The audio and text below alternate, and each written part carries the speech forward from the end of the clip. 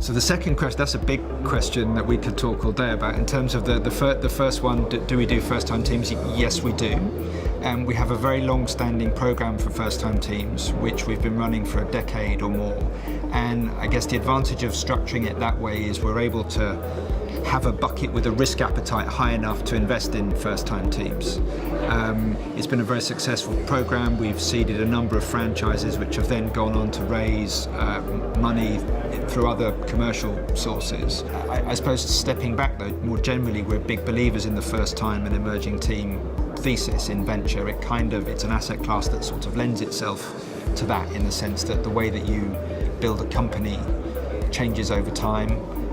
And therefore the way that you potentially invest in companies can change over time. And similarly, a lot of guys get going early stage. If they're successful, they raise bigger and bigger funds. If they're not successful, they don't raise. So there's almost an inbuilt structural issue there in the market that means, as a result of both innovation and just the kind of pure economics of the industry, there's always likely to be space for first-time and emerging teams, particularly at the early stage, and that's what that program does.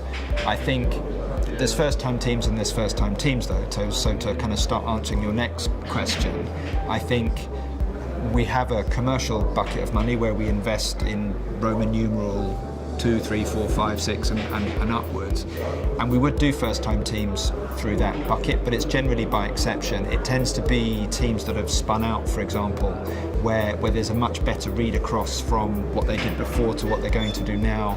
It's better attribution of track record and all that kind of stuff.